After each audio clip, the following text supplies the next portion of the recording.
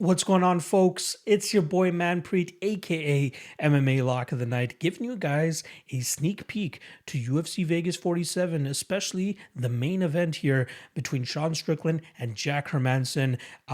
Just to let you guys know, the majority of the breakdowns are already dropped on the Patreon. Link is in the description below. $5 a month. You guys get early access to all the video breakdowns, my best bets and props article where I go through every single fight, give you guys my best bet and my best prop, and not to mention the mentality you should have going into live betting every single fight on the upcoming card as well. Throw in a great Discord community and a bunch of other great perks on the Patreon. You're getting a huge bang for your buck for $5 a month. Make sure you guys check out the link in the description below to support your boy. I greatly appreciate it. We're going to continue killing those numbers and we're going to continue killing those bets because that's the goal for 2022. All right. Without further ado, let's not waste any more time. Let's get into the breakdown here for Sean Strickland versus Jack Hermansson. Time for the main event. We got Jack Hermansson going up against Sean Strickland, minus 205 on Strickland and plus 175 the return on Jack Hermansson. Now, Sean Strickland is riding a 4-fight winning streak inside the middleweight division ever since moving up to this division, and he's looked damn good doing so, dispatching of all of his opponents. I believe one of them he was able to finish, which was Brendan Allen. I remember having a bet on that at plus 100, plus 102 or something like that. Surprised that he went off as the underdog in that fight. However, you really had to question Brendan Allen's approach in that fight, right? He was mainly a guy that liked to go out there and try to get takedowns and use his jiu-jitsu, but for some reason he thought he could strike with Sean Strickland, and he paid dearly for that as well. Then after that, we saw Sean Strickland have his first ever main event spot, or actually he beat Krzysztof Jotko. Then he had his first ever main event slot against Uriah Hall, where he was able to pretty much beat him over 25 minutes. He may have dropped, I believe it was the second round, but outside of that, he won pretty much everything from there.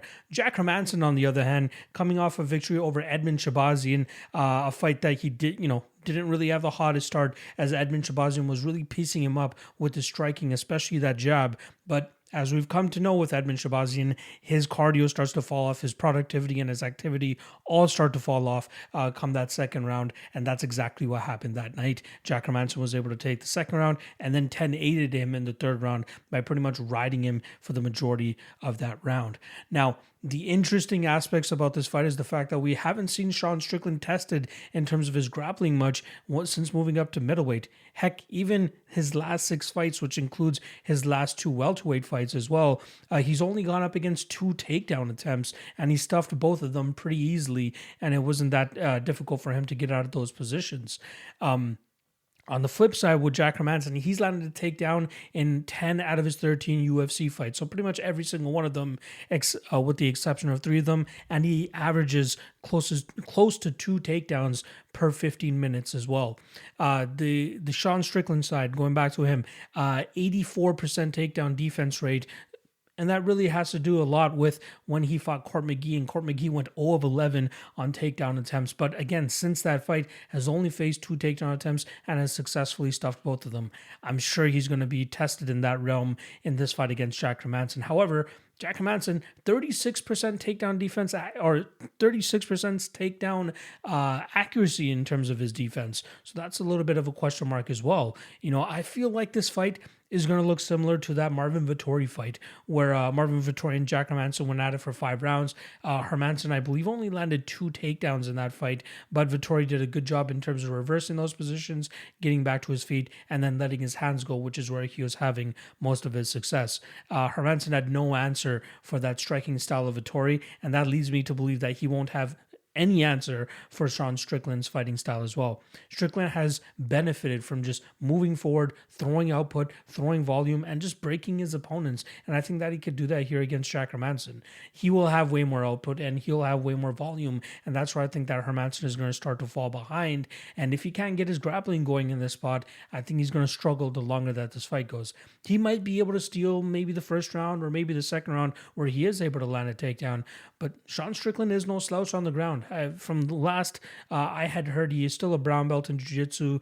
He has a crafty ground game. Even back in the day when we saw him at welterweight, he made it very difficult for guys like Kamaru Usman and other wrestlers to really settle on top of him, and he does a damn good job in terms of either reversing or getting back to his feet and then getting back to his bread and butter, which is that striking game. And that's exactly what I'm expecting to happen this weekend when he takes on Jack Hermansson.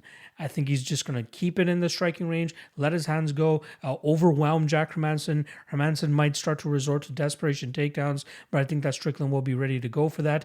And I think it's just going to be very difficult for Hermansson to really get anything going.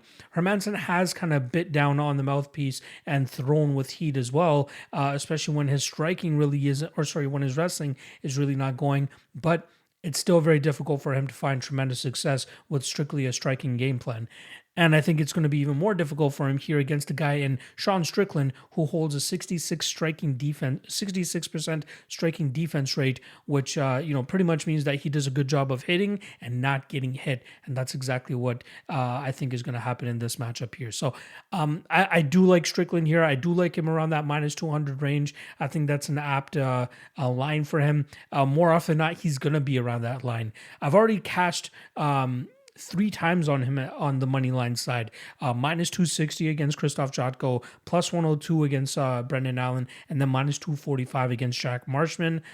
I'm going to add another one to the W column, I feel, after this event wraps up by taking him around that minus 200 line here. So I'm big on Strickland here. I think he'll be fine in terms of the grappling. I don't think that Hermansson has that giant of a advantage in that spot, and even if he does get the fight to the ground, I think he's going to struggle in terms of keeping Strickland in that spot. So I'm going Sean Strickland, and I'm going to take him to win this fight via decision.